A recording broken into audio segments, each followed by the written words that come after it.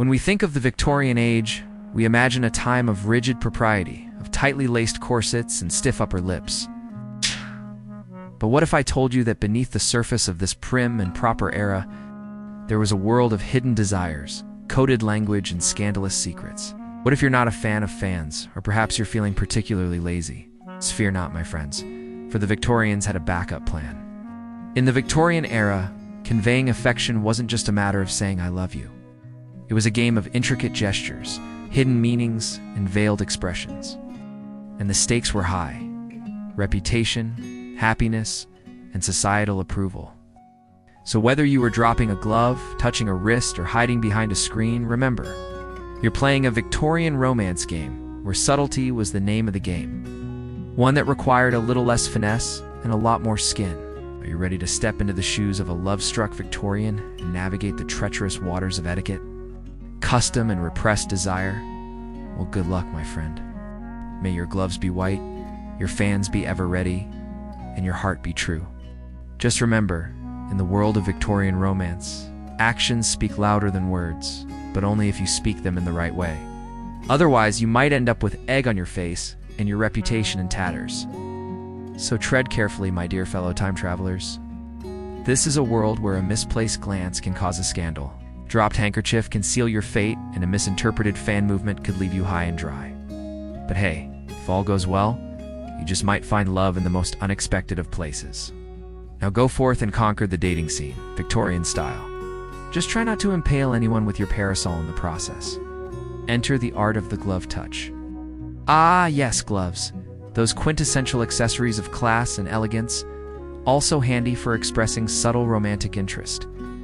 Back in the Victorian era, gloves were more than just a fashion statement. They were a communication tool. Let me tell you, these gloves weren't your average texting mitts. They were an extension of one's flirtatious prowess. A silent symphony of subtle gestures designed to express desire without, actually saying the D word. Picture this. You're at a party, eyes locked on your crush across the room. How do you let them know you're interested without causing a full-blown scandal? Simple. You drop your glove. Don't just drop it anywhere, mind you. It needs to land on the polished floor in a way that catches their eye. Then comes the crucial part, waiting for them to pick it up and return it to you with a certain pressure in their fingertips. And let me tell you, this ain't no time for sweaty palms. If they accept your glove with a slight smile, well, congratulations. You've successfully expressed your romantic interest. And if they hold it out without a tremble in their hands, well, let's just say you might want to consider Plan B, aka escaping through the nearest window and moving to a different country, because trust me, you don't want to stick around for the inevitable rejection. Welcome to the world of Victorian courtship. Let's bring back those suave gloves, shall we? Because in the Victorian era, gloves weren't just for ladies, my dudes. Men also donned a pair, especially when engaging in a spot of courtship. But let's be real, their glove game was more subtle than a chameleon on a lava lamp. Why? Well, because gentlemen, back in the day, it was all about maintaining that air of sophistication. Looking like a proper member of the upper crust. And what's more upper crust than a pair of pristine white kid leather gloves? However, it wasn't just about the style, oh no. These gloves served a sneaky purpose, concealing a man's identity during those daring nighttime escapades. Imagine strolling through the dimly lit streets of London, a hooded figure with a pair of white gloves obscuring your face. Yep, you guessed it, it's your secret admirer slipping a love letter into your mailbox. But wait, why bother with the anonymity? Surely it's better to reveal oneself while risking a night of fisticuffs. Well, my dear fellow romantics, it's all about maintaining decorum, keeping up appearances, avoiding those messy confrontations that could shatter a man's reputation faster than you can say slanderous gossip. By concealing their identity, men could express their admiration without fear of challenging the local dandy to a sword duel. Plus, it added a touch of mystery, didn't it? Kinda makes you want to don a top hat and a veil, doesn't it? Where even a stolen glance could be considered indecent. The story goes like this. He's a dashing young lord, she's a demure young lady. The orchestra's playing and there he is, the man of your dreams. Or at least the man your mother would approve of. Do you let him know you're interested without causing a scandal? Well, fear not, my lovelorn friend, for the Victorians had a secret weapon, the art of the fan. Yes, that seemingly simple handheld device was a powerhouse of flirtation, capable of expressing everything from, "I'm batting for you" to "Beat it, buddy. I've got eyes only for my bestie." Seriously, the Victorians created an entire language of fan movements, and I mean a whole damn dictionary. A single movement of the fan could convey volumes, and it was essential for any woman hoping to catch a suitor's eye without raising eyebrows. For example, tapping the left side of one's cheek with a fan signaled, "Yes, I'm available and interested," while a twirl in the right hand could mean, "Back off, Romeo, I'm not playing." The language was so intricate that a slight variation in speed or direction could completely change the message. And trust me, you didn't want to get it wrong. Misinterpreting a fan signal could lead to awkward silences, ruined reputations, and maybe even a broken heart. He's got status, she's got beauty, and together they might just have the perfect match made in heaven. Or maybe not. The Victorians? The era of hoop skirts and top hats, of industrialization and imperialism, of Charles Darwin and Queen Victoria, marking one of the longest periods of rule in British history. During this time, the world changed dramatically.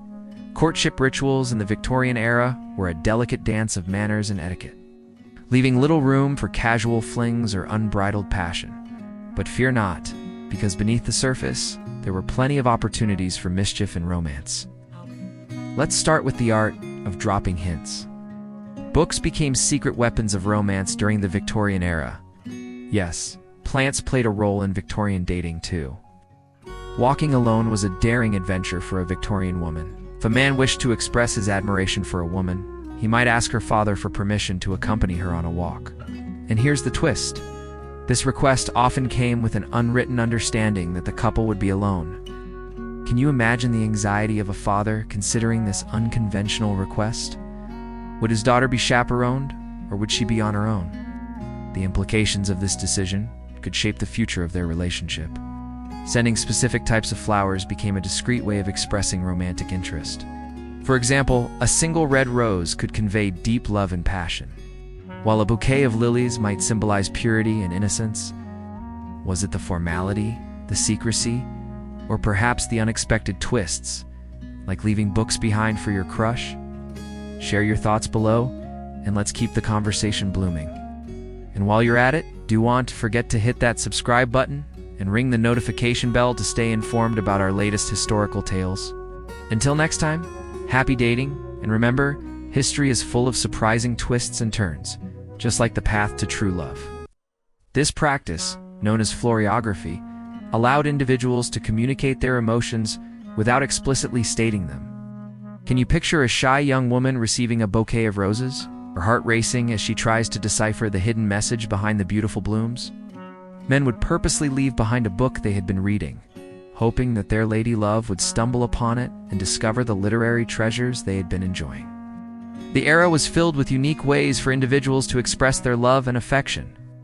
But remember, this was also a time when societal norms and expectations loomed large, influencing every aspect of courtship. As you navigate your own dating scene, keep in mind the valuable lessons from history. While times have certainly changed, the age-old quest for connection and companionship remains timeless. So go forth, my friends, and may your dating adventures be filled with honesty, respect, and a dash of old-fashioned romance. What's more, they would often underline passages that resonated with their feelings for their secret crush, creating a tangible connection through their shared love of literature. Just imagine the surprise and delight of finding an underlined passage in a borrowed book, realizing that your crush has been thinking of you while reading. Talk about a literary love letter. During this era, it was considered improper for women to openly express their romantic interest. Instead, they had to rely on subtle gestures and coy glances to capture the attention of their desired suitor. Men, on the other hand, were expected to be attentive and observant, picking up on these subtle cues to determine whether the feeling was mutual. Imagine the tension of a ballroom, the flickering candlelight reflecting in a woman's eyes as she fanning herself, trying to catch the eye of her secret crush. Talk about a recipe for romance. Thanks to groundbreaking innovations like the steam engine and the telephone, yes, poetry. In the Victorian era, composing and exchanging poems was a popular way for couples to express their affection without being too forward. The works of poets like Lord Byron and William Wordsworth were not only beloved by romantics, but also served as inspiration for secret admirers to pen their own heartfelt verses. Picture this: a stolen moment under a tree laden with blossoms. Two lovers sharing a poem that speaks the words they cannot say aloud. It's enough to make even the most cynical heart skip a beat. Not to mention the expansion of railways and the telegraph. While these inventions brought exciting changes, they also sparked concerns about their impact on traditional values and morality. Ah, yes, technology, always disrupting the status quo. But hold on a minute. You might be wondering, why are we talking about Victorian England specifically? Well, my curious friend, it just so happens that this era serves as our very first entry in our delightful deck of historical dating dilemmas. Each card offers a unique glimpse into the complex world of love and relationships throughout history. And today, we're starting our journey with a bang, exploring the intricacies of Victorian courtship. No doubt you've heard them called stuffy, prudish, obsessed with sex, but unwilling to talk about it. Bringing people from rural areas into close quarters. With this mingling of populations came a need for new social norms. But don't worry, my friends, we've got you covered. Now, back to our fascinating topic. During the Victorian era, men were generally expected to propose marriage after a period of courtship. But hold on, because things were a bit more complicated than that. See, in the Victorian era, a gentleman's proposal was often accompanied by a formal offer of marriage, known as a proposal of marriage, or a proposal. It was essentially a proposition stating his intentions to marry. It was customary for a man to present this document, which typically included details about his income, family background, and reasons for wanting to marry the individual, offering a clear declaration of his intentions. Meanwhile, women were expected to wait for a proposal and carefully consider the offer before giving their consent. It was considered improper for a woman to suggest marriage or express interest in a man unless he initiated the conversation. Remember, we're talking about a time when women's roles were often confined to the domestic sphere, and expressing romantic interest was seen as a bold move. Thankfully, communication played a vital role in this process, allowing individuals to express their thoughts and feelings in a respectful and appropriate manner. However, keep in mind that societal expectations placed significant emphasis on decorum and tradition, shaping the way conversations and proposals unfolded. But what if I told you that beneath that prim exterior, Victorian dating was actually steamy, dramatic, and downright scandalous? Welcome back to my channel. Today we're going to explore what really went down in the world of Victorian romance, including all the surprising ways that people expressed their love during this fascinating era. Now, before we dive into the corset-clad chaos of courtship, let's set the stage. Queen Victoria's reign lasted from 1837 to 1901. As the Industrial Revolution roared on, cities grew rapidly. And hold on to your petticoats, because we're about to unravel some of the shocking secrets of Victorian courtship. Next up, we have the mysterious world of poetry. But our favorite method of flirting has to be the sneaky art of leaving books behind. That's right. And let's not forget the power of plants. Finally, let's discuss the ultimate test of courage, walking alone. Yes, you heard me right. So there you have it. A glimpse into the world of Victorian courtship. From subtle glances to secret poetry, now, my curious comrades, I want to hear from you. What surprised you the most about Victorian dating? The year is 1901, and England's beloved Queen Victoria has died. Londoners flocked to the shops to buy crepe to wear as a symbol of mourning, but one piece of fabric stands out among the rest. There was a market that developed for mourning jewelry and mourning portraits and all sorts of other mementos that helped express that grief. It was a way to show that you had moved on, but also to remember the person that you had lost. Mourning was never straightforward. Not everyone participated in them. That's partly why we find these old mourning clothes so fascinating. Young men and women would court for years before finally marrying, but there were even stricter years placed upon the clothing of courtship than there were for mourning. It announced to the world the wearer's status, their relationship to others, their place in society. It was a performance that was followed by strict rules, but those rules were bent and broken all the time. And within that structure, there was room for personal expression. And ultimately, that's what makes these clothes so fascinating. Thank you for joining me today. If you liked this video, please subscribe and leave a comment and let me know what you think. For a young woman, the clothing was almost completely covered with an outer garment. She would be dressed in her finest clothes for a walk in the park, but she would wear a long skirt that hid those fine clothes. And she would also wear a wrapper around her waist. Then she would wear a shawl over that, hiding her figure and her face behind a large hat. And she would be accompanied by a chaperone. This was a ritualized behavior. It was a stylized form of courtship, where the couple was unnecessarily showing off their fine clothes or their fine figures. They were hiding those things. They were being very careful to avoid any scandal. But there were rewards for going through all of that. At the end of the process, you would eventually reach a point where the couple was unveiled. Finally, the woman would be able to remove her shawl and reveal her face and figure to the world, either by getting married or breaking off the engagement. By the end of the 19th century, that ritual was starting to change.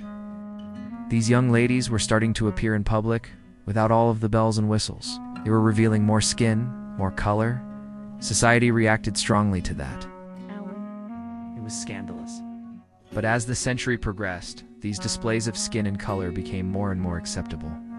There are some people today who choose to observe a form of mourning called intentional, expressive mourning, where they will take on the trappings of mourning for a certain period of time following the death of someone they love. The most common elements of this are clothing and jewelry. Many of the ideas surrounding mourning jewelry continue today, taking on new forms and symbols, but many of the same ideas remain. There were ways to bend some of the rules. People got around some of the restrictions.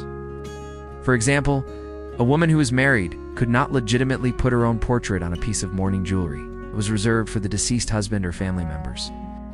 But women found ways around that by putting a flower on a piece of jewelry instead of their portrait. Flowers were part of the language of mourning as well. Certain flowers signified certain things. Different periods of mourning had their own flowers. And so, this bracelet here is an example of that. This is a jet bracelet. Jet is a black material that is polished. It's very shiny. It was popular during the Victorian era, and it's often used for mourning jewelry because it is jet black. It can be polished to shine like a black gemstone. And the stones on this bracelet are alternating with forget-me-nots. Forget-me-nots were the flower for true love, undying love. They were often used during the Victorian era. Women would send these bracelets to soldiers off to war. This bracelet could have been a gift given by a soldier to his wife as a token of his love before he went off to fight. And it's a way for her to remember that love during a time when she's supposed to be mourning him. Black crepe. And that goes all the way back to the fashioning of the clothing itself. All of the clothing of the Victorian era was made by hand. Clothing production was not yet a mechanized industry. So a seamstress would sit down with a pattern and cut out these pieces of fabric and pin them together. And then she would stitch them together by hand. Each garment was sewn together along a seam line. That seam line would often be finished to prevent fraying. But in mourning clothing, that seam line was left raw, so that becomes part of the texture of the clothing itself. These raw seams would catch on each other as the clothing was folded and crumpled, creating these lines that become part of the clothing. This raw edge motif continued throughout Victorian mourning clothing. It was worked into the lace, was worked into the patterns of the fabric. The whole point of it was to remind the wearer that mourning is uncomfortable. Mourning should be difficult. You shouldn't enjoy the clothing that you are wearing. It should constantly remind you of what you have lost. People want it, but they can't get enough of it. Why is this happening? What makes black crepe so special? And how does it relate to mourning? How does it relate to love? This is my dress. I am a historian who researches and interprets historic dress. And this is a black crepe dress from the Victorian era, 1837 to 1901. The Victorians were obsessed with everything being separate.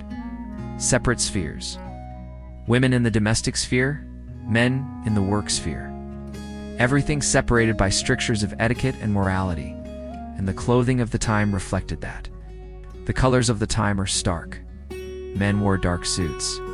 Women wore light pastel colors for day and darker colors for evening. When Queen Victoria went into mourning, she mourned in black crepe, and this dress represents the depth of her mourning. It is thick, heavy crepe. It looks almost like velvet. Crepe is a type of fabric that's wrinkled, and it comes in different qualities. So this is a very high quality crepe. So the thing about crepe is, it doesn't crush icily. It keeps its shape. It's not as expensive as velvet, but it looks almost as rich. The fact that it can keep its shape is part of why it was such an important material during the mourning period. When Victoria entered into deep mourning, she wore nothing but black crepe for the rest of her life. Because of her influence, everyone else in Victorian England started wearing black crepe as well.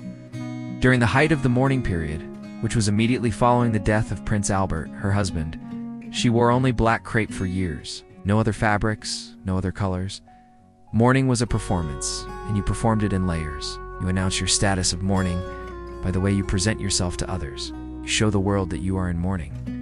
And the deeper you go in the mourning process, the more you take on those trappings of mourning. So for these first years, Victoria wore nothing but crepe. The heavier, the better. And then, as time went on, she started to add things.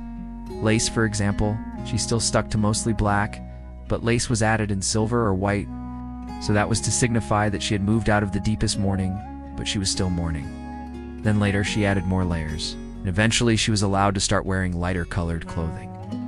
The idea of mourning is something that permeates every aspect of clothing, and it is important to remember that mourning is for the living as much as it is for the dead. Grief over the loss of someone you love can be an overwhelming experience, and the rituals of mourning helped guide people through that grief at a time before psychology could explain it. Mourning in the Victorian era was complex and very lengthy, lasted upwards of 2 years. And there were different phases within that larger mourning period, and each phase had its own etiquette. Etiquette was all about announcing to the world who you were related to, what your relationship was to the deceased person. You announced that publicly by the clothing you wore. So if you were a close family member, you would wear heavier materials, darker colors. As time went on, you could move into lighter colors and lighter materials, signify that you were further removed from the relationship and you were moving on in the grieving process. Each step of the way, you follow strict rules about what you can wear and what you cannot wear, because it shows respect for the deceased. In the midst of this stricture, there was room for creativity. So while the outer trappings of mourning were strict and limiting, there was room within that structure for personal expression. But not everyone accepted these traditions. If you've ever watched a period drama, you know that courtship in the Victorian era was a drawn-out affair. So the clothing of the Victorian era was an important part of a performance, whether that was a performance of mourning or courtship. We've all been there. You meet someone who you really hit it off with. They're charming, funny, and attractive. Before we begin, subscribe so you don't miss any videos. Also, please hit the like button. Both those things help us out a lot. Thanks, and by the end of the evening, you're wondering if maybe, just maybe, you're falling in love. What do you do next? Easy. You send them a message on Tinder, DM them on Instagram, or slide into their DMs. He would first have to ask permission from her father or guardian to court her. If granted, he would then proceed to formally ask for her hand in marriage. Upon acceptance, the couple would become engaged and a wedding date would be set. It was during the engagement period that the groom-to-be would shower his fiancée with gifts, such as jewelry, fine clothing, art, and perfume. Importance placed on reputation during this time meant that any deviation from strict moral standards could have devastating consequences for a woman's chances of finding a suitable husband. Gossip and scandal could easily spread through society and ruin a woman's reputation. Men, on the other hand, might use indirect methods such as sending anonymous gifts or asking mutual friends to inquire about her interest in him. It was crucial for individuals to be adept at reading these subtle cues and responding appropriately. They were expected to be demure and modest, displaying qualities such as piety, purity, and submissiveness. Women were also judged on their physical appearance and were expected to adhere to strict fashion norms. It was critical for women to maintain a flawless public image, as any perceived flaw could jeopardize their chances of finding a suitable husband. Failure to do so could lead to misunderstandings, embarrassment, or even ruin. The Victorian era also saw the emergence of a more progressive mindset when it comes to dating and relationships. Some individuals began to challenge the rigid norms and conventions of their time, advocating for greater freedom and autonomy for women. The rise of the New Woman movement, for example, called for a redefinition of gender roles and greater opportunities for women in society. While these ideas were often met with resistance, they laid the foundation for future advancements in women's rights and gender equality. Let's delve deeper into the dating customs of the time.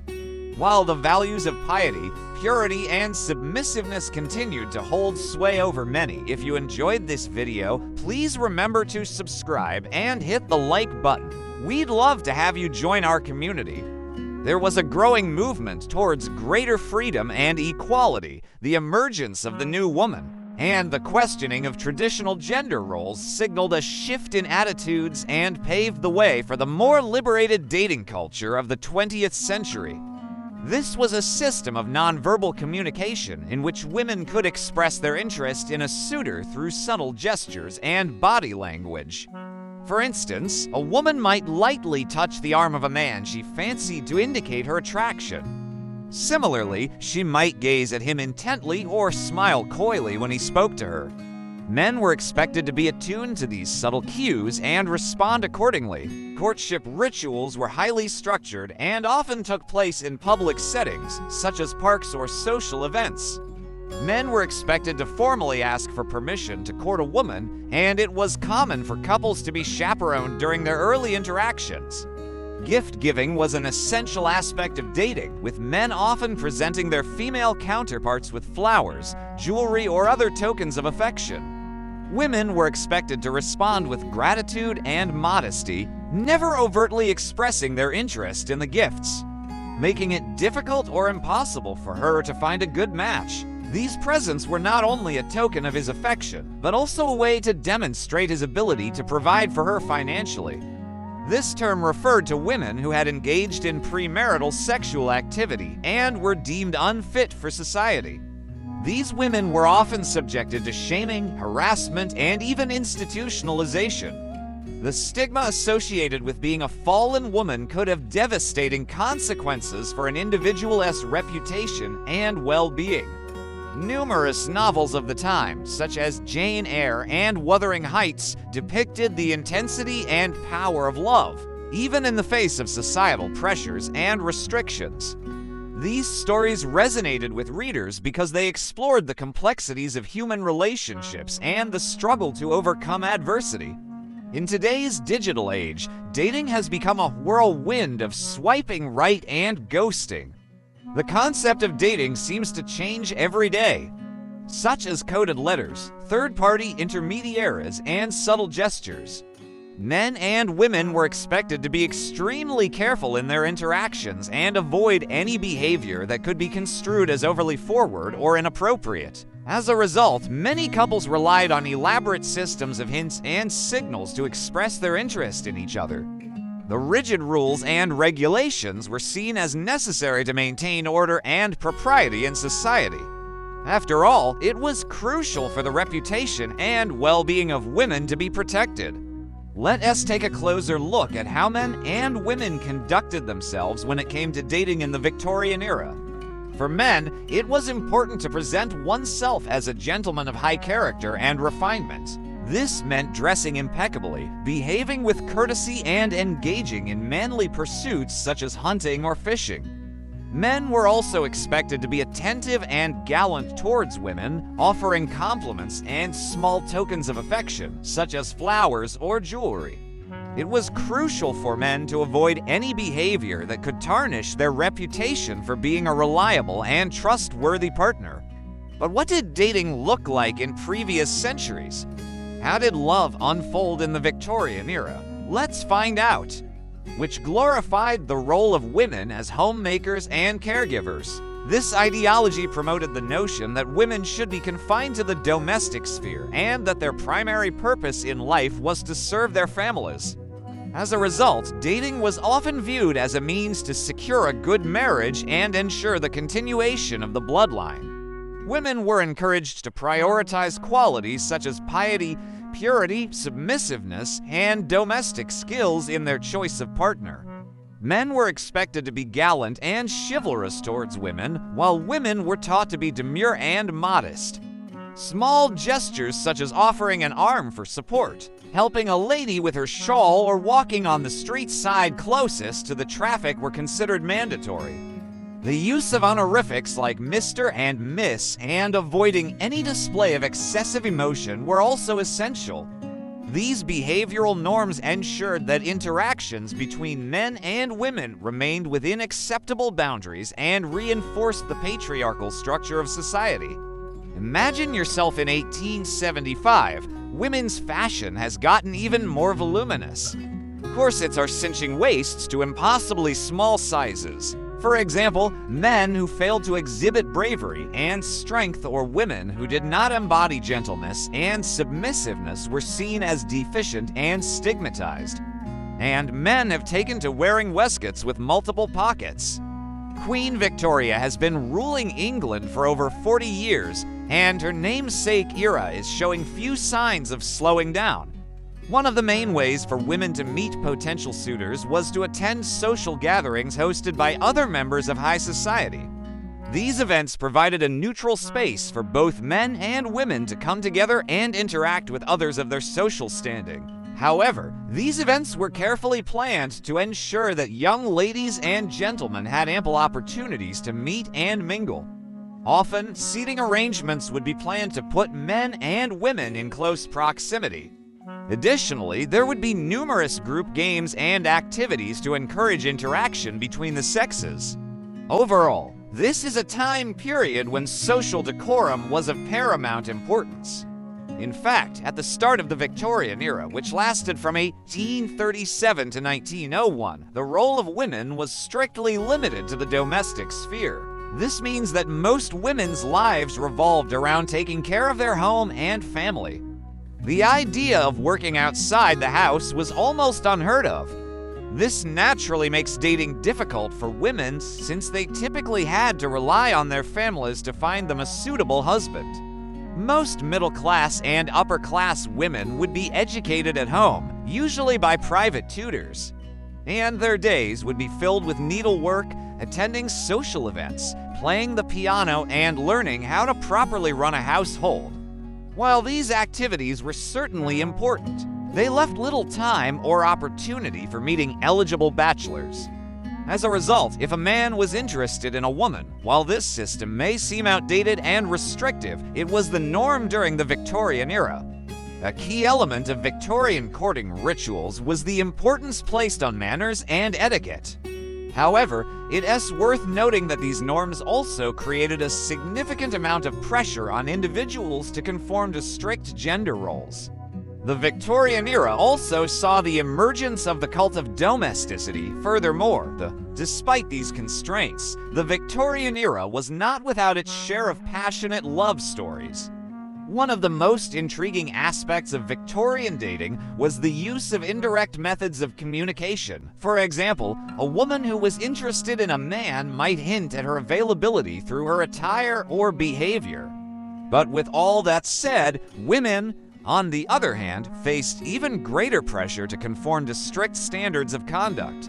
Now that we know how men and women conducted themselves during the Victorian era, perhaps one of the most peculiar dating customs of the Victorian era was the use of the reticence. Sadly, the Victorian era also saw the rise of a disturbing phenomenon known as the fallen woman. However, despite these harsh realities, by the end of the Victorian era, the dating landscape had evolved significantly. Hey there, thanks for watching. As I traveled through England and Scotland, I kept finding myself strangely moved by places I'd only ever read about in novels. I walked the Royal Mile, imagining the steps of Mary, Queen of Scots, echoing beneath my feet. I climbed Arthur's Seat, gazing across the city as she had done all those years ago, and stood in the shadow of Edinburgh Castle, thinking of the countless hopes and fears that must have reached up towards it through the centuries. The garden where Elizabeth and Mr. Darcy first confessed their love at Lyme Park. Over cups of tea, she shared stories of the photographs, each one a fragment of a vanished life. A soldier holding a lock of his sweetheart's hair, a grieving widow clutching her late husband's cufflinks, a slight flush rising to the cheeks, a hand lingering on the arm. The drawing room, once a space for polite conversation, transformed into a theater of unspoken desires. The Victorian era prized restraint. You meet the object of your affection, and in that instant, surrounded by blooming flowers, you express your deepest feelings. A gentleman would send a bouquet to his beloved, each blossom a secret message. Then the recipient would reply with her own arrangement. Among the chipped teacups and dusty novels, I came across a locked-in key. Intricate silver locket nestled in a velvet box. It was adorned with forget-me-nots, delicate blossoms symbolizing remembrance and enduring love. Curiosity piqued. I opened the locket to find a tiny portrait of a young woman. Her eyes, though faded, seemed to hold a secret, a story waiting to be uncovered. Every envelope sealed, every stamp pressed down. Those small acts became sacred, and when words failed, they turned to objects: pressed flower, a handkerchief. The men who agonized over when to call. The forbidden lovers who said everything with a pressed violet. The couples who never danced but stood beside one another as the music played. History may remember the battles, the inventions, the queens and generals. But tucked between those pages, often skipped, often dismissed, is this quiet story. The story of how people loved when they weren't allowed to love freely. That story deserves to be remembered too, because it's ours. Close your eyes now. Let the gas lamps flicker out. Let the ballroom quiet. Let the pen rest on the desk and the fan fall still. Somewhere in the hush of memory, a carriage rolls away down a cobbled street. A letter rests unopened on a windowsill. And a heart, yours perhaps, still listens for the echoes of a love that once dared to whisper beneath the weight of silence. Good night, traveler. May your dreams be soft, handwritten, and full of impossible romance. A lock of hair carefully wrapped in silk. These weren't just tokens. They were emotional time capsules. Long after the feelings had faded, or the courtship ended, these items remained, tucked in drawers or behind mirrors, proof that something once stirred the heart. On the back, engraved with loving precision, were the words, "Until we meet again." In a society that valued decorum and control, love found expression in stolen moments and whispered promises. Theirs was a world where a stolen kiss could seal a fate and a single glance could speak volumes. It was a promise whispered through time, a vow of eternal devotion. Their love stories serve as a reminder that love knows no bounds, not even the boundaries of time. Theirs was a world where emotions were carefully concealed. It's easy to deride their world now. How buttoned up it was, how obsessed with propriety. But behind the corsets and the curfews were people not so different from us. People lying awake at night wondering if someone was thinking about them. People reading between the lines of a letter and hoping the silence meant something beautiful, but never extinguished. And in the end, it is this resilience, this quiet strength that resonates most profoundly. A shy hope, a growing affection, a blossoming love. It was a tangible link to a bygone era when emotions were expressed through tokens of love and remembrance. The Victorians were masters of this art, tucked away in attics, wrapped in ribbon, fading quietly in the corners of forgotten trunks. In archives, museums, private collections, pages upon pages of inked longing, trembling confessions, heartbreak etched in the looping curls of copperplate handwriting. Letters from people who were never allowed to say what they truly felt out loud, but said it anyway on paper. Their voices, fragile and fading, are still here, still whispering, still waiting to be heard. They wove their feelings into tapestries of lace, ribbon, and pressed flowers. While our modern world champions direct expression, their era embraced subtlety, a poetry and restraint, all without ever saying the words aloud. They weren't love bombs, but measured missives where every phrase held weight. Imagine receiving a letter sealed with wax, its edges softened by time. You break the seal and find words penned in elegant copperplate script. It's not a declaration of burning passion, but a simple, "I think of you often," or "Your absence is keenly felt." Each line is a brushstroke, painting a picture of affection. Not through grand pronouncements, but quiet, understated beauty.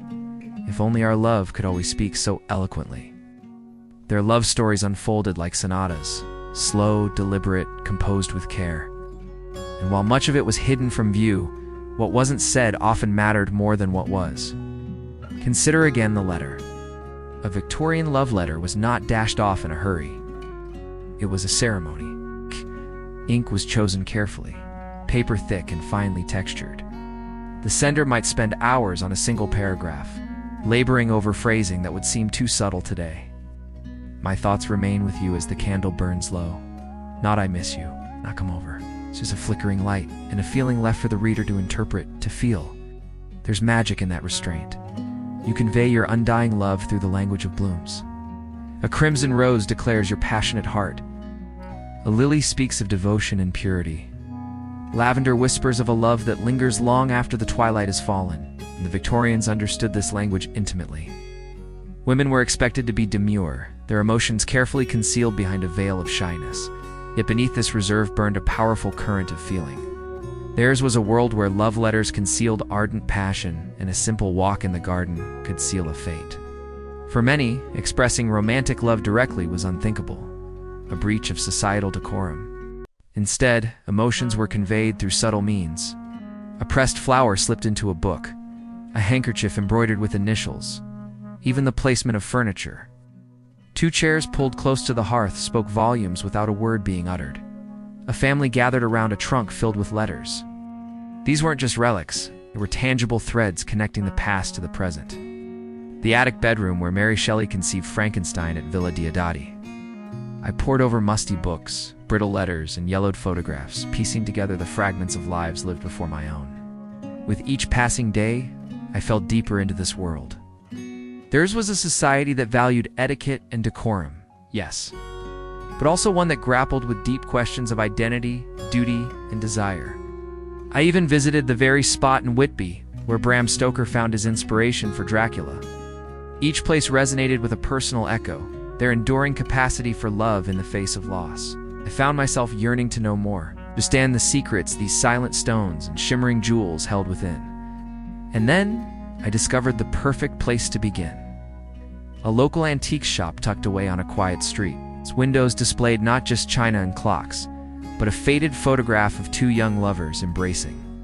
A reminder of how vividly imagined these stories had been. But nowhere did I feel this pull more strongly than in Edinburgh.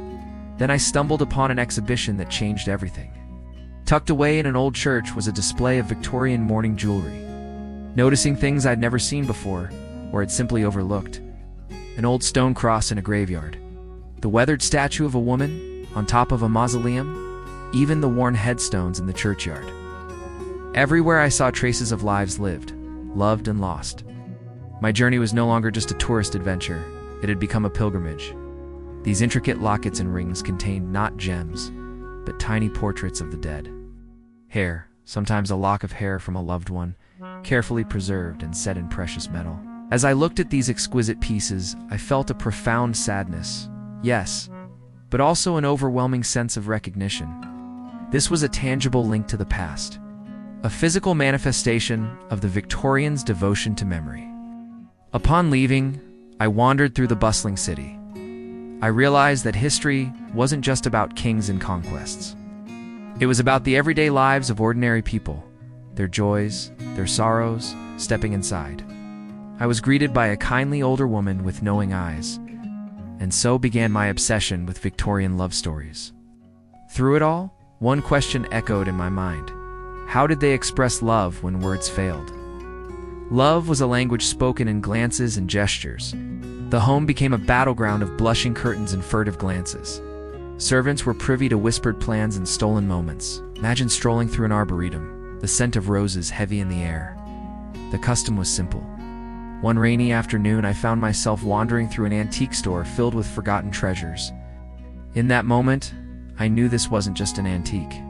Their love letters serve as a testament to this. It's easy to scoff at their formality, but therein lies the magic. Not every Victorian was a poet, of course. Some letters were dry, even painfully awkward. But the effort itself was part of the intimacy. Theirs was a world where a stolen kiss could seal a fate, and a single glance could speak volumes. And yet, despite the constraints, their love stories burned brightly, fueled by stolen moments and whispered promises. For in a world that demands so much, it's the quiet moments, the unspoken feelings, the restrained elegance that whispers of a love that endures. And perhaps the strangest thing is, some of that still exists. So tonight, as you settle into the softness of your own world, remember them. The women who dropped their gloves with meaning. If you're new to my channel, welcome. Hi, I share fairy tales and stories that help us understand ourselves and the world a little better.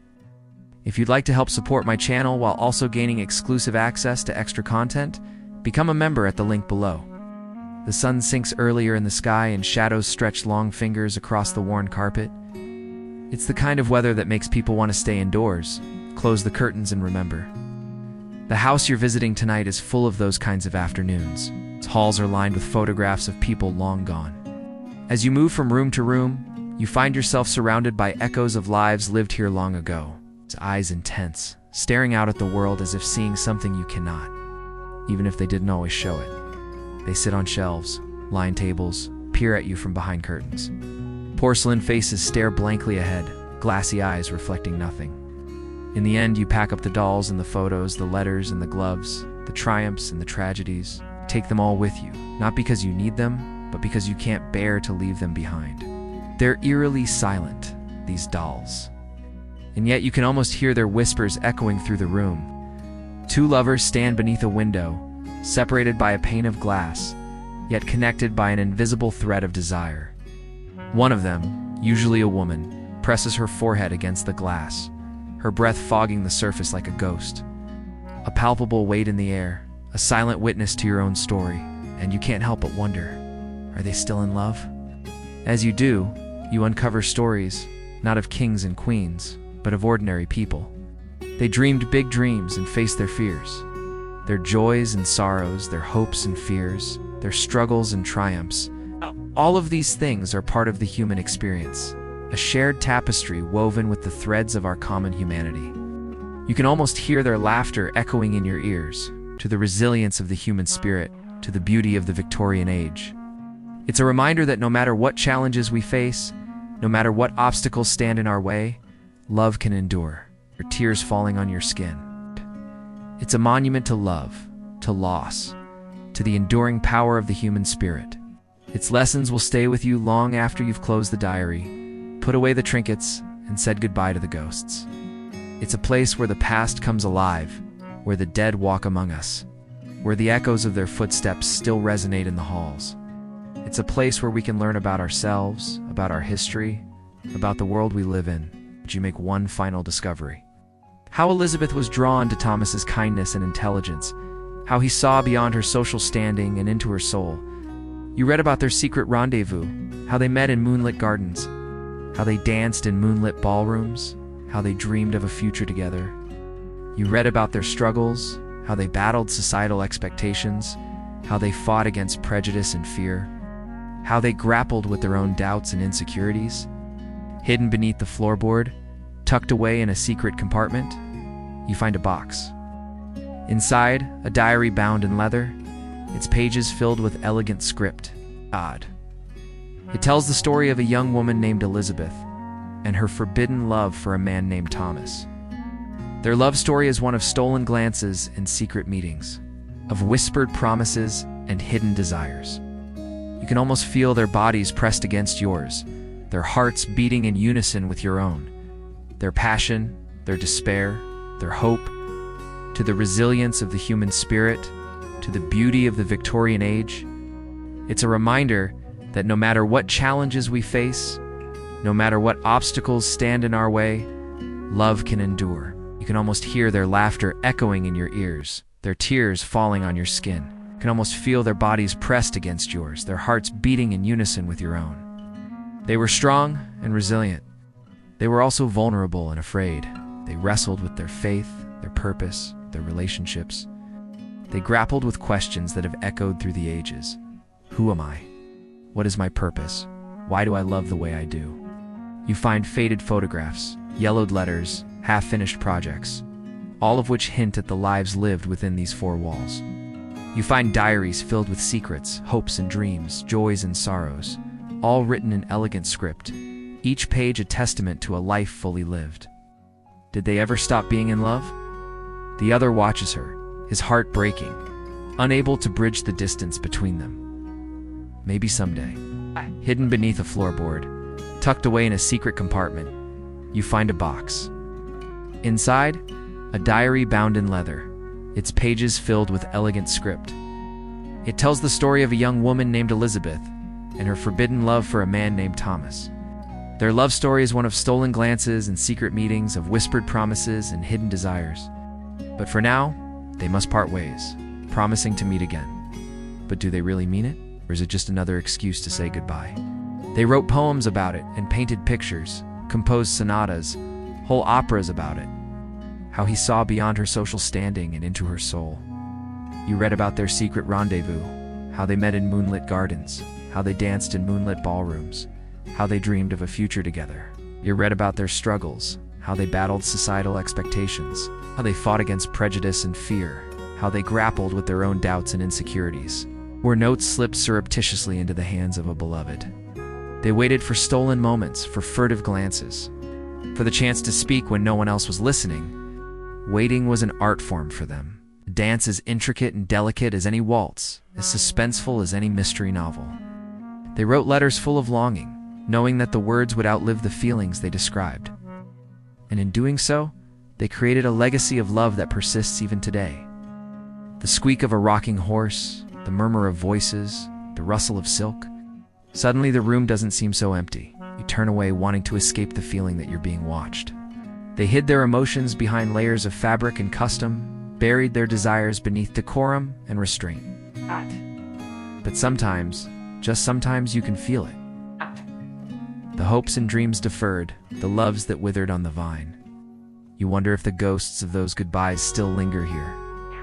If they rise up at night and walk the halls, whispering their sorrows to anyone who will listen. You think about the lovers who met and parted in this house, the promises made and broken, the futures that diverged. You wonder if their ghosts still dance here, their laughter echoing in the empty rooms, their touch lingering on the velvet curtains, their sighs rustling the pages of old books.